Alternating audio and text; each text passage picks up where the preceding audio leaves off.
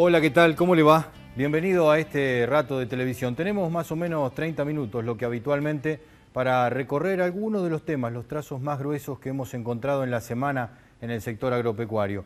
Uno de los temas ha sido, evidentemente, el empezar a terminar prácticamente la campaña de cosecha fina con muchas dificultades. El año pasado, recuerdo, muchos campos quedaron sin sembrar porque no había agua, y este año muchos campos quedaron sin sembrar porque todavía no sabemos qué va a pasar con el cierre de la campaña de la gruesa. En algunos lugares el maíz no se pudo levantar y la soja tampoco, así que el campo no está disponible. También hay que pensar en lo que tiene que ver con el financiamiento, sobre todo porque en la provincia de Buenos Aires y en las zonas menos centrales ha habido una dificultad muy importante, que es, si bien se ha podido cosechar, hubo que pagar deudas anteriores.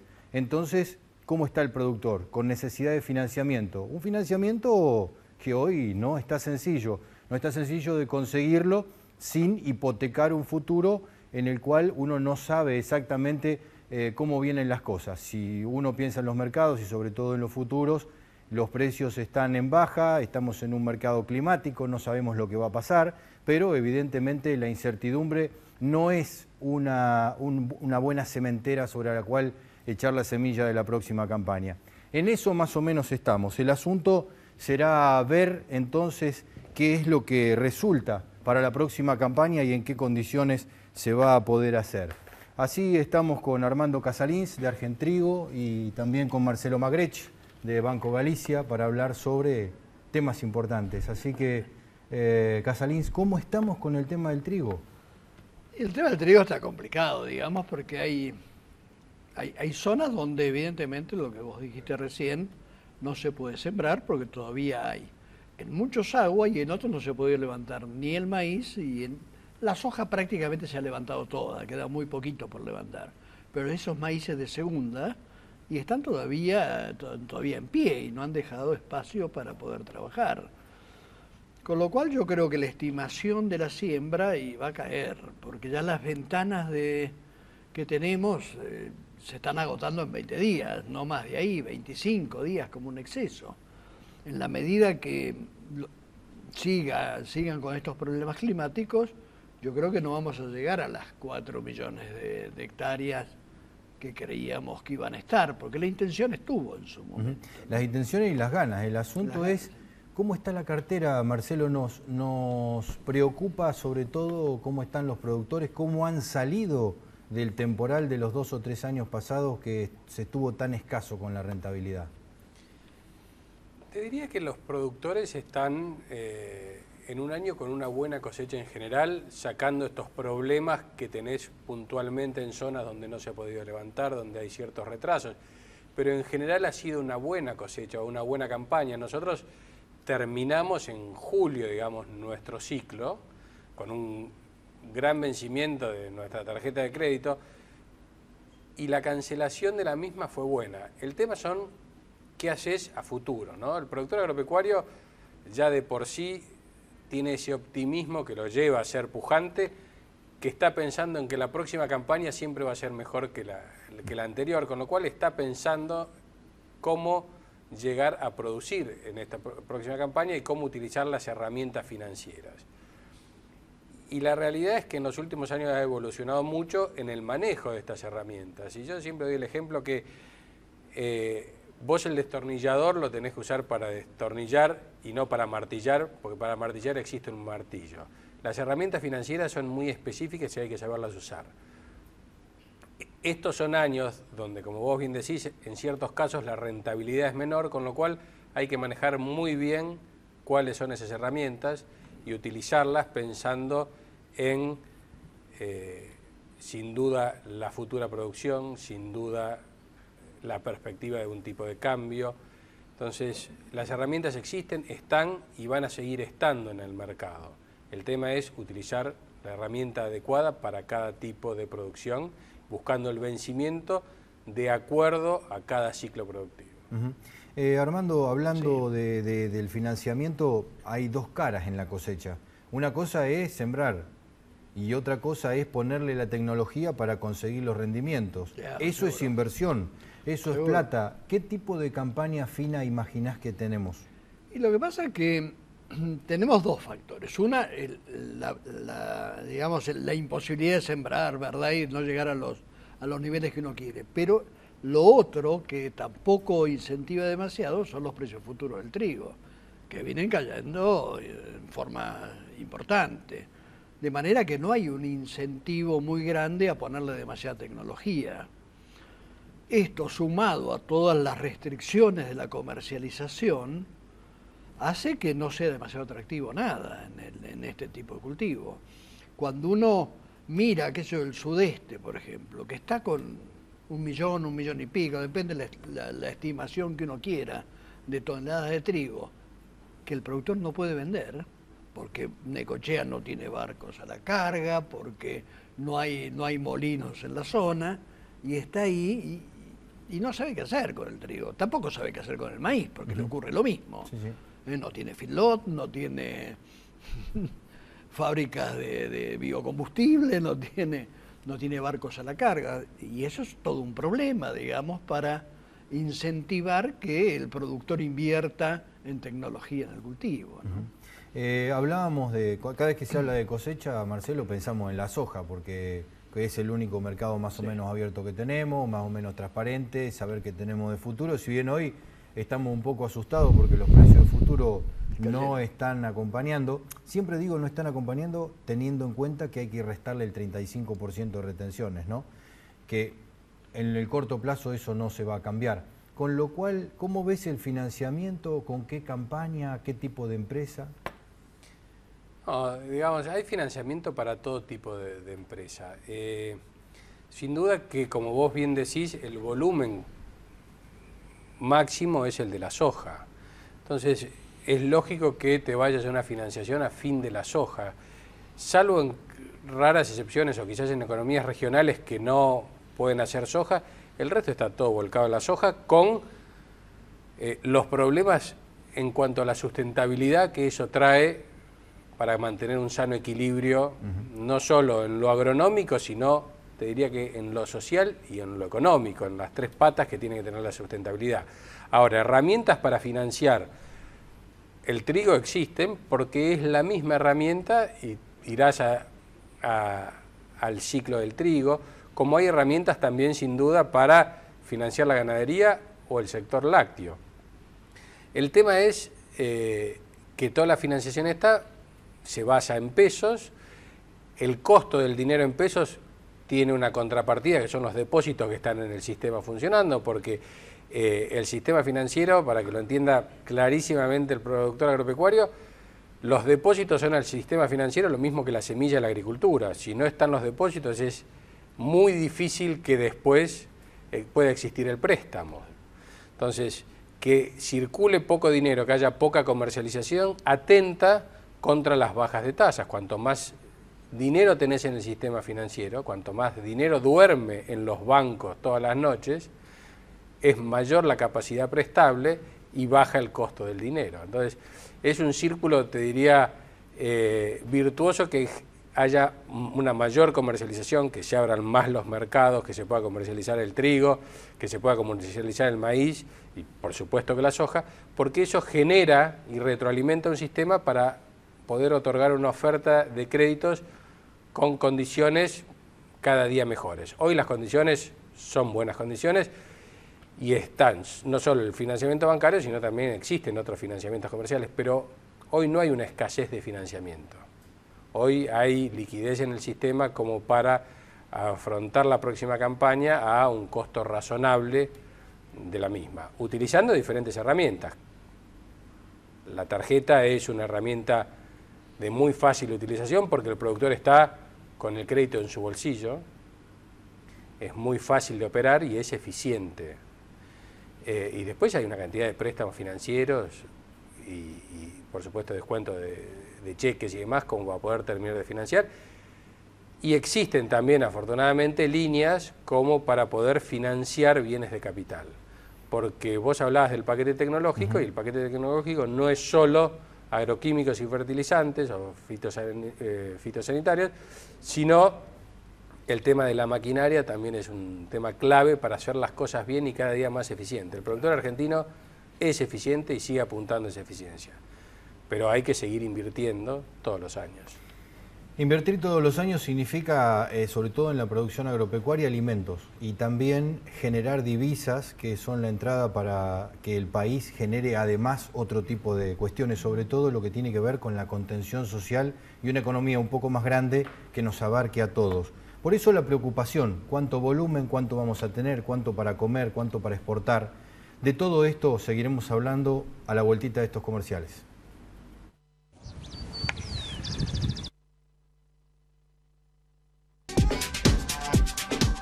Auspicia este programa el Mercado a Término de Buenos Aires. Desde 1907, operando a futuro los principales productos del país.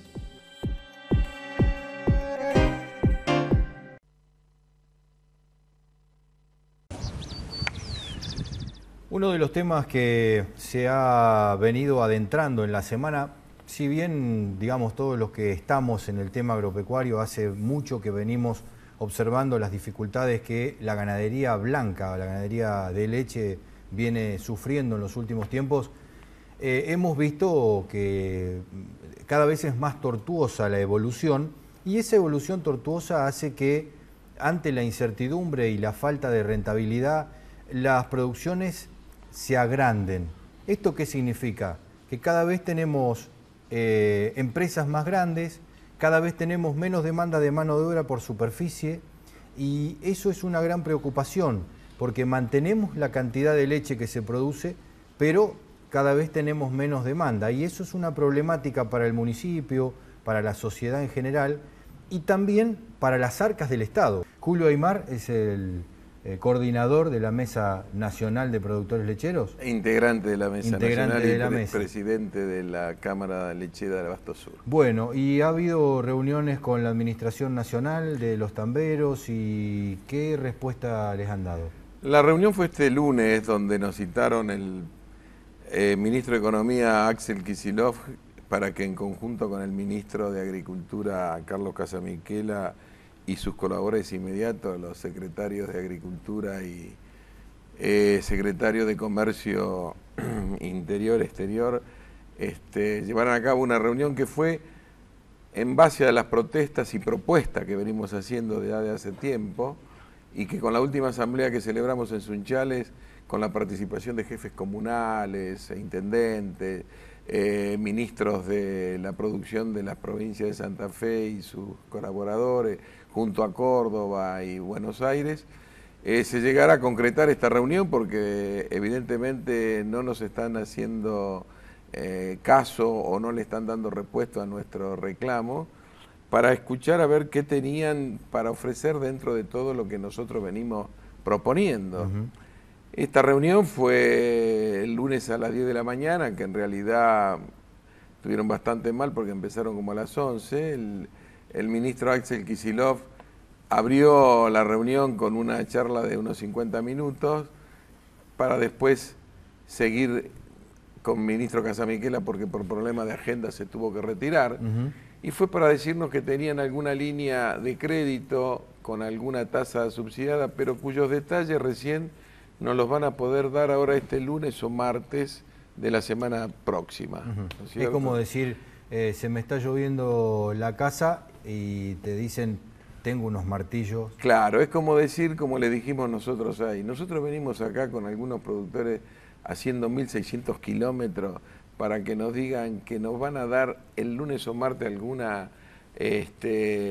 algún delineamiento acerca de la línea de crédito, y por otro lado hacer una agenda de trabajo que hace más de 2 años que nosotros estamos pidiendo para tratar los temas que hacen a las modificaciones estructurales, porque el problema de la lechería ya hace rato que se viene arrastrando, la producción no avanza, y el hecho concreto es que en la campaña de 98-99 hemos producido 10.400 millones de litros, y hoy en día vamos a producir igual o un poco menos. Quiere decir que esta década para nosotros no fue nada ganada, sino, como la llamo yo, estrellada. Igual, de cualquier manera, forme una comisión.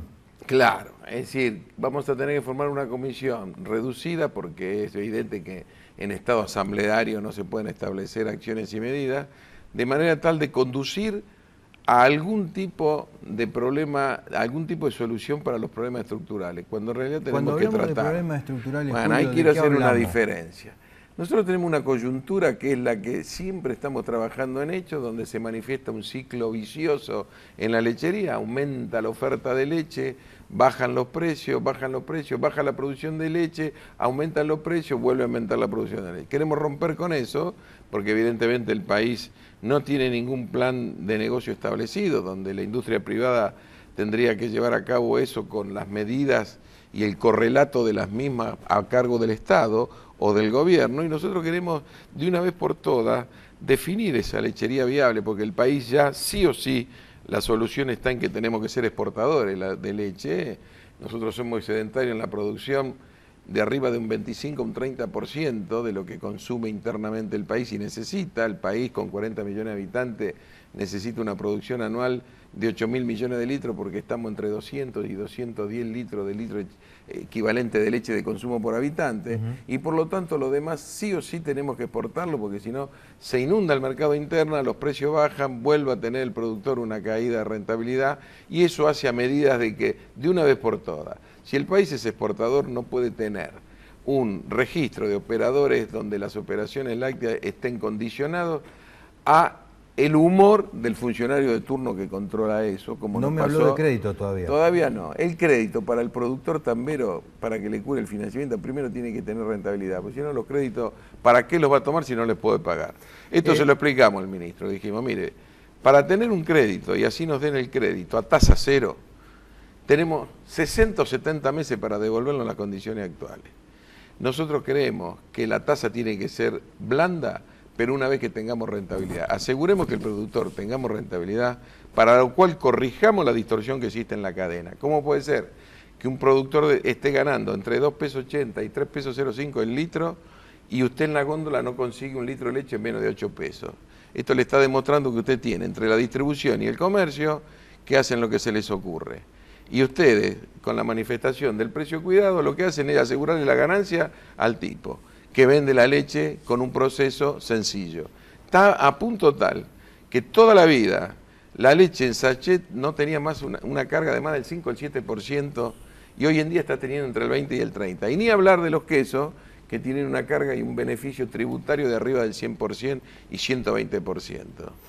Bueno, lamentablemente se llevó a cargo un estudio de competitividad en su momento que quedó cajoneado, porque cuando se fue Guillermo Moreno, vaya a saber dónde lo dejó eso, y hoy quien está a cargo de la Secretaría de Comercio fue en su momento el secretario de Competitividad, y por consecuencia queremos saber esto, ponerlo sobre la mesa y corregir de una vez por todas estas distorsiones, porque lo que pagan los platos son las dos puntas de la cadena, por un lado el productor y por otro lado el consumidor. La plata está en la cadena, hay que distribuirla como corresponde.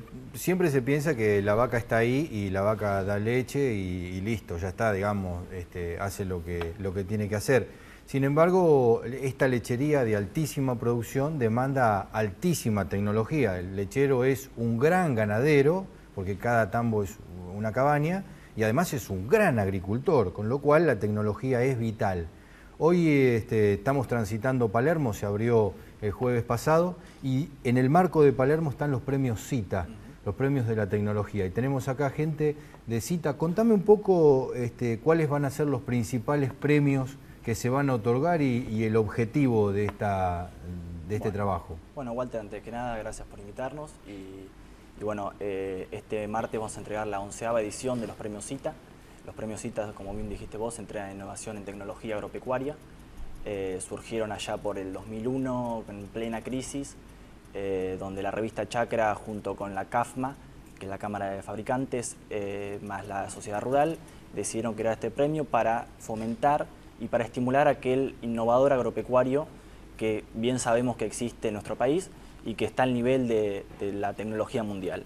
Por ahí faltan los insumos o ciertas cosas, pero la avidez y la picarez para sumar algún implemento, alguna máquina sembradora, las máquinas de siembra directa son únicas en el mundo, es un trabajo artesanal increíble. Así que bueno, nosotros decidimos premiar eso y a lo largo ya de 11 ediciones el premio ha ido cambiando un poco. Antes se hacía de forma bienal, cada 2 años, y se generaba en la rural un salón especial para aquellos innovadores, o sea, iban a exponer sus innovaciones no podíamos tener mucho alcance, de modo que se hacía un desfile por la calle Libertador, no sé si lo recordás, Sí. y bueno, no teníamos mucho alcance, no superábamos las 20, 30 postulaciones. Con el objetivo de ir incrementando las postulaciones y de hacernos cada vez más federales, a partir de hace 3 años, te diría, se empezó a hacer de forma anual y llamar innovaciones de todo el país. Se incluyeron categorías como agricultura familiar, energías renovables, el IRAM pasó a formar parte del jurado, incluimos una disciplina, la de sistemas y normas de seguridad, que es muy importante, y además de las clásicas disciplinas agrícolas, digamos, siembra, cosecha, protección y mantenimiento, fertilidad, agricultura de precisión, que es algo que ha crecido mucho últimamente. Y bueno, si querés te puedo contar un poco por dónde viene la tecnología en cada uno. Seguramente vamos a tener más tiempo para hablar de eso. Yo te agradezco muchísimo que hayas venido y le hayamos contado a la gente lo importante que es la tecnología y lo mucho que se está trabajando. Muchas gracias. Los esperamos el martes a la noche en Palermo. Bueno, ahí estamos y seguramente tenemos muchas más cosas para contar. Todo tiene que ver con la producción, que no solamente genera bioenergía, sino que también genera ese dinero que necesita la economía para seguir funcionando.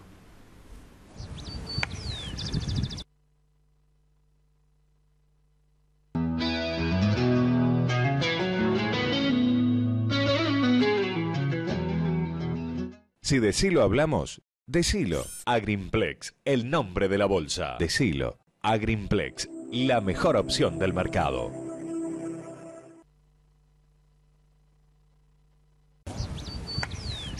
Bueno, hablamos de la producción y hablábamos de la economía y hablábamos de las políticas y de las cuestiones que impactan de lleno a la producción agropecuaria. Y cuando se habla de estas cosas parece que el perjudicado fuera el productor. Siempre tengo esa sensación de que el primer perjudicado no está ahí, porque el productor es el que tiene el dinero, es el que tiene su superficie de tierra y es el que ante la incertidumbre puede decir, bueno, yo invierto menos, ajusto acá, ajusto allá, ahora achico la frazada y entonces queda gente afuera. Esa gente afuera, ¿qué significa para la sociedad? Digamos, ¿no?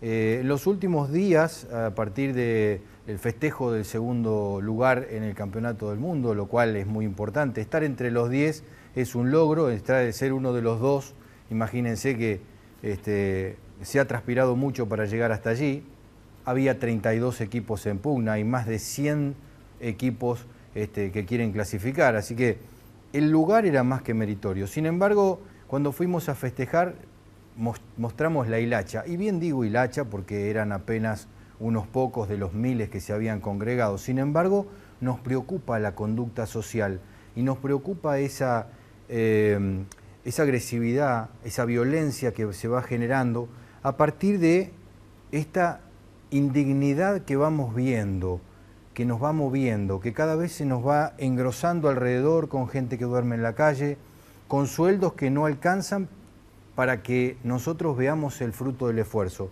Y eso genera violencia. Por eso convocamos a Gladys Adamson aquí, discípula de Pillon Rivière, nada menos, y que es rectora de un colegio que se dedica específicamente a estos tipos de posgrado. Así que cuénteme un poco cómo está viendo a esta sociedad, cómo está viendo nuestras conductas sociales.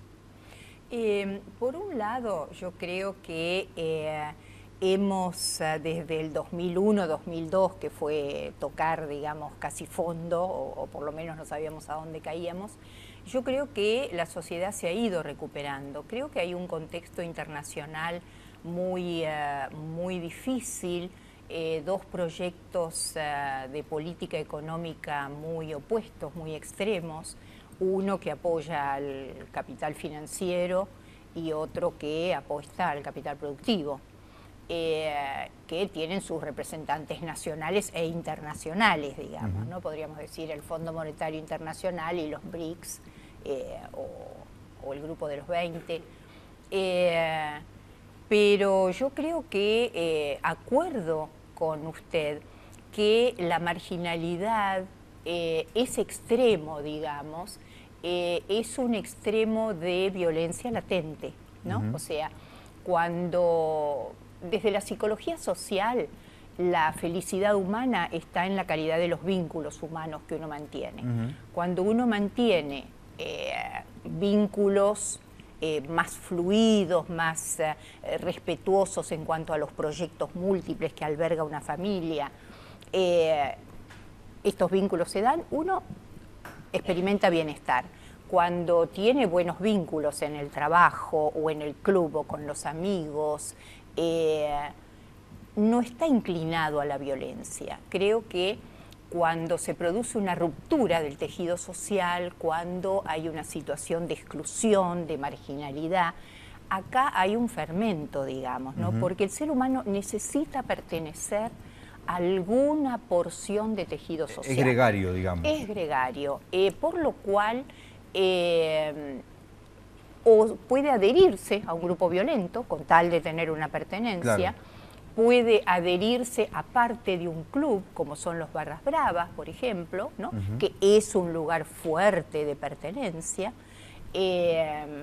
donde se lo requiere, se le paga, ¿no? O sea, es un se lo necesita, sistema, digamos, se siente necesitado. Exactamente, y se siente demandado a un rol, a ejercer un rol violento, negativo, pero un rol al fin, digamos, ¿no?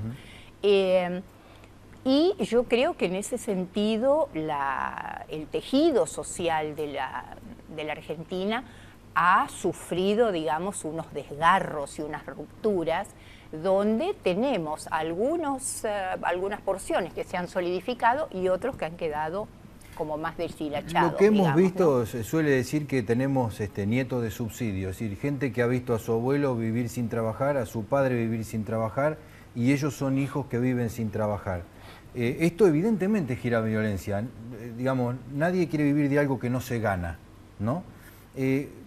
Pensando en el futuro, ¿cómo se cambia esa situación? ¿Cómo ve usted eso? Se cambia con hábito de trabajo, se cambia con trabajo, se cambia con estudio, se cambia con escuela, porque la escuela, el colegio secundario sobre todo, es una gran escuela de ciudadanía.